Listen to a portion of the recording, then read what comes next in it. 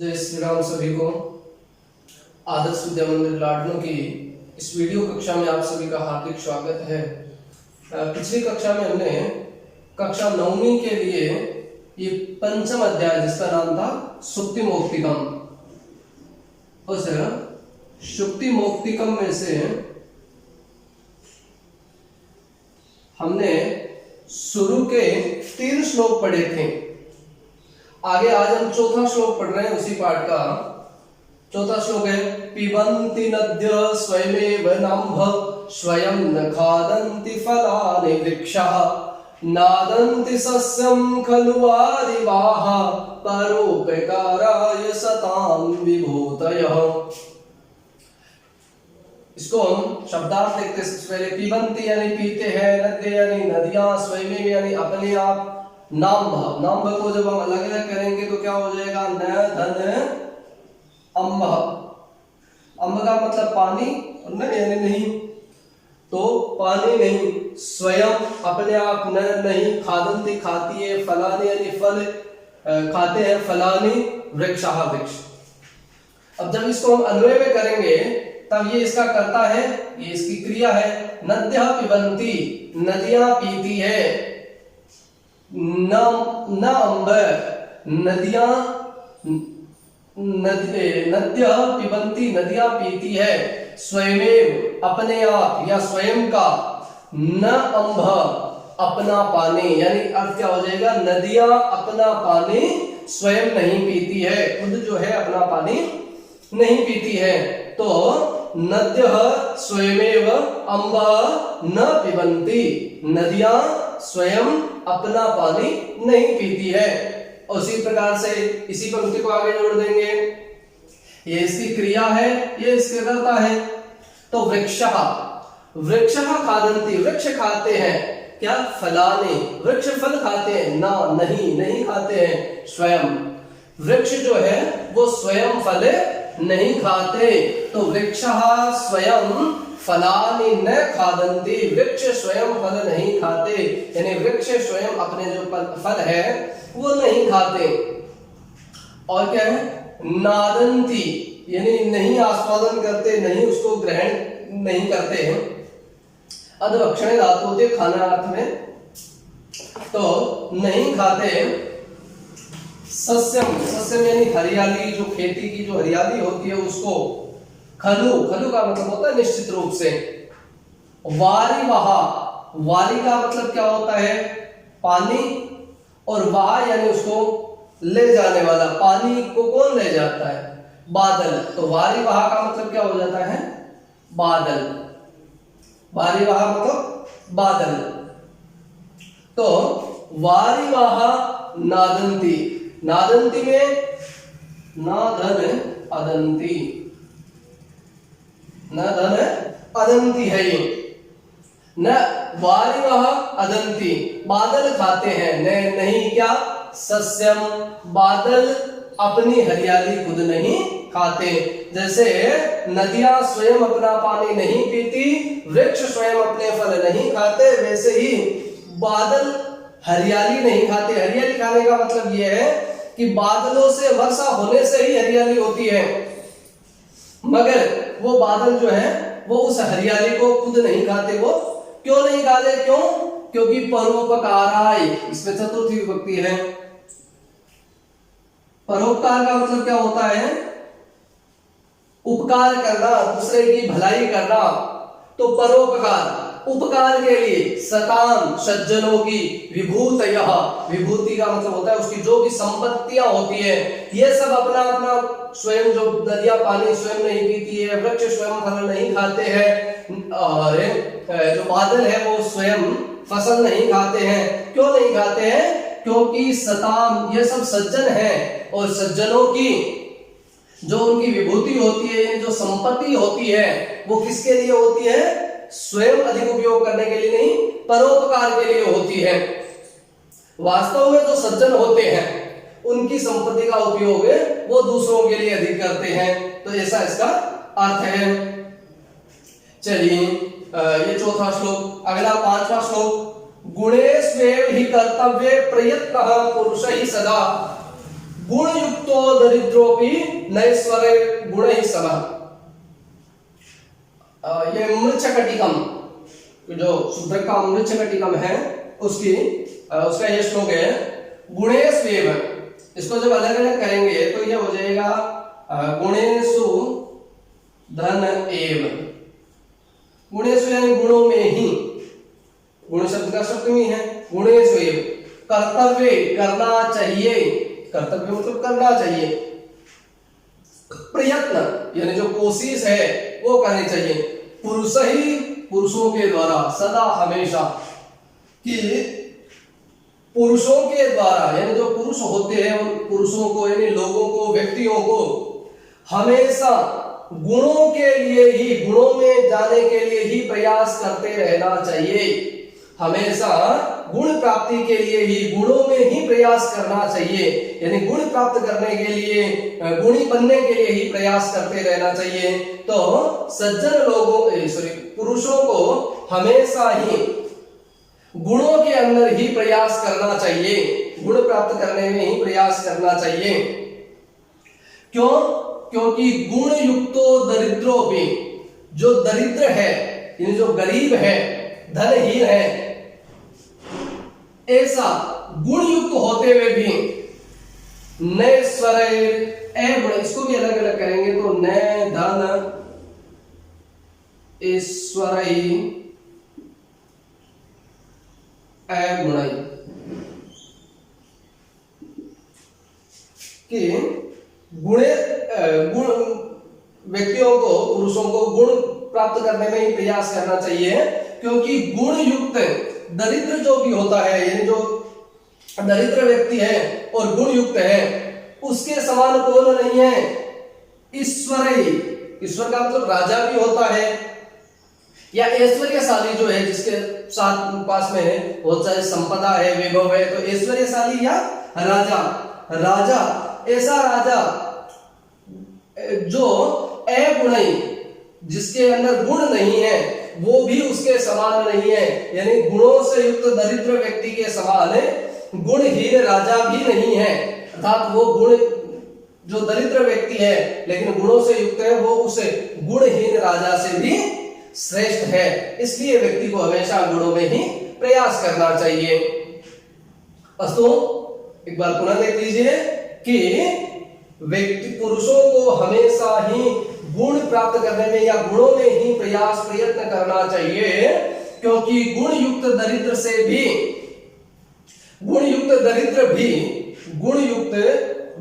भी गुणहीन ईश्वर के समान नहीं होता, यानी वो उससे भी बढ़कर होता है। जो गुणहीन दरिद्र होता है, गुण युक्त जो दरिद्र होता है, वो इस गुणहीन राजा से भी श्रेष्ठ होता है, अच्छा होता है, बढ़कर होता है। पांचवा श्लोक आगे,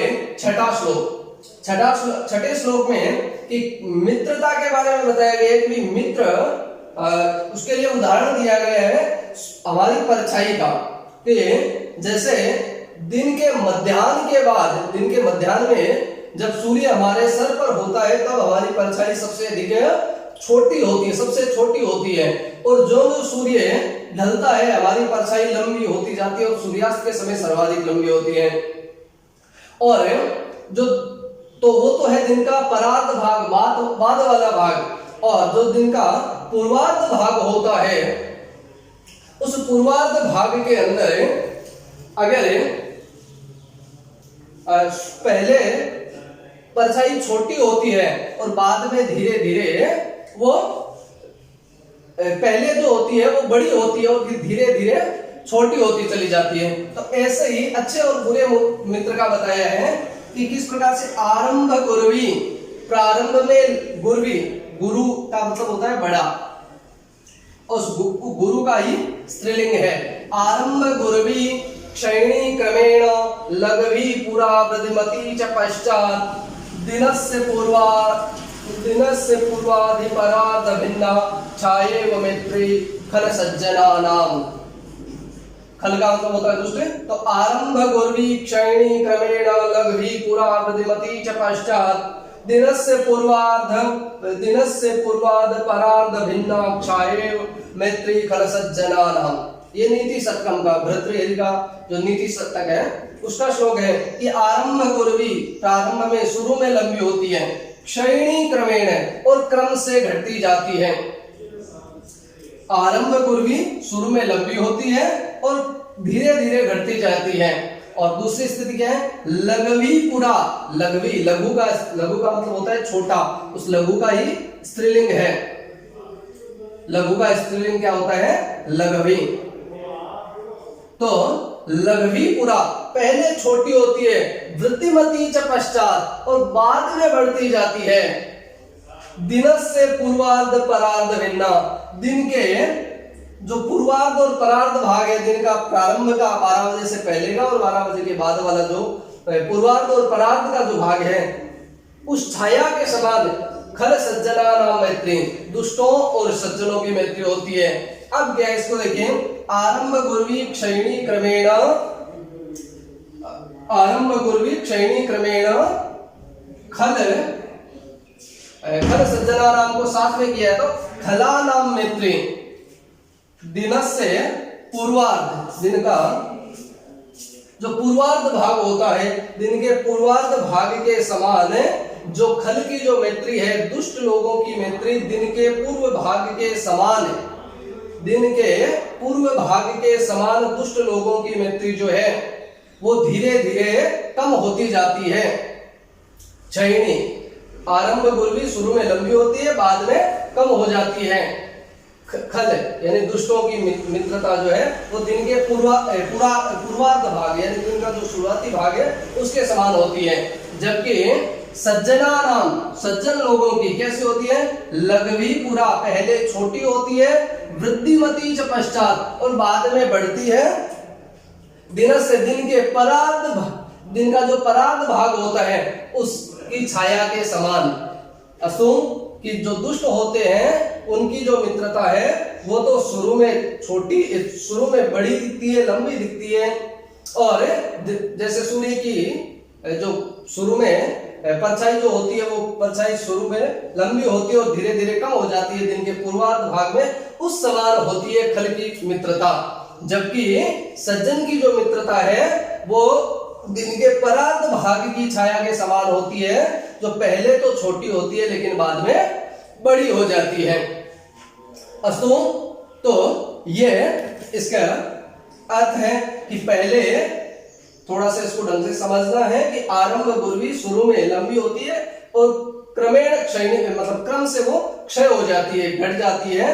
किस प्रकार से, पूर्वार्ध, जो दिन का पूर्वार्ध, दिनस्य पूर्वार्ध, दिन का जो पूर्वार्ध भाग है उसके समान खल दुष्टों की मित्रता, दिन के पूर्वार्ध भाग की छाया के समान दुष्टों की मित्रता धीरे धीरे कम हो जाती है। जबकि सज्जनों की जो मित्रता है वो पहले छोटी होती है और धीरे धीरे बढ़ती जाती है। जिस प्रकार से दिन का परार्ध भाग होता है, दिन का जो बाद वाला भाग होता है उसकी छाया के समान। अस्तु, अब हम पिछले हमने जो पीछे 3 श्लोक पढ़े थे उसमें से कुछ प्रश्न दे रहा हूं मैं आपको। वो प्रश्न आपको करने हैं, उनके उत्तर लिखने हैं ग्रे आदि प्रश्न। पहला प्रश्न है उसमें, वृत्तम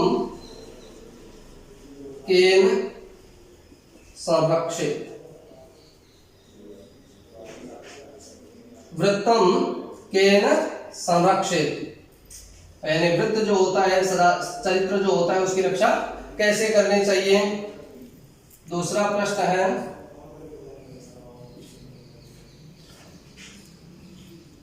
श्रुत्वा इत्यत्र प्रकृति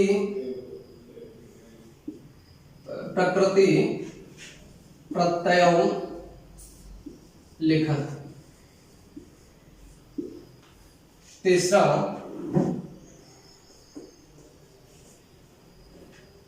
जो प्रश्न है,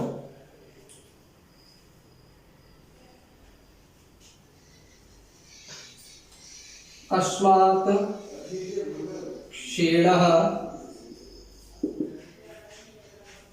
अक्षीणः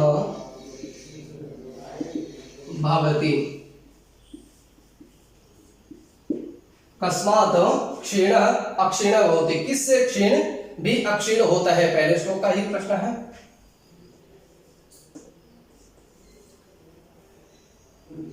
और चौथा है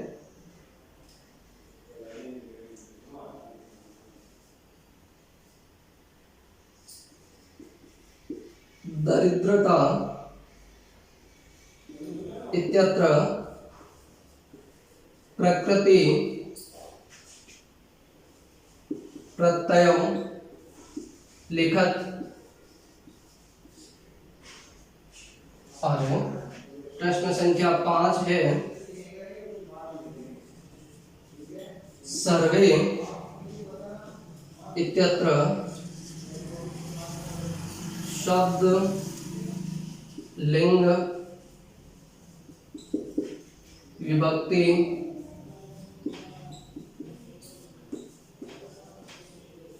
वचनम लिखत। अस्तु, ये 5 प्रश्न हैं आपके, ये 5 प्रश्न आपको करना है। ये 6 श्लोक हमने अभी तक इस पाठ के पढ़े हैं। आगे के श्लोक और इसके प्रश्नोत्तर के लिए हम अगली कक्षा में फिर से पढ़ेंगे इस पाठ को, आगे के पाठ को। तब तक के लिए इसका अभ्यास कीजिए। हरि ओम।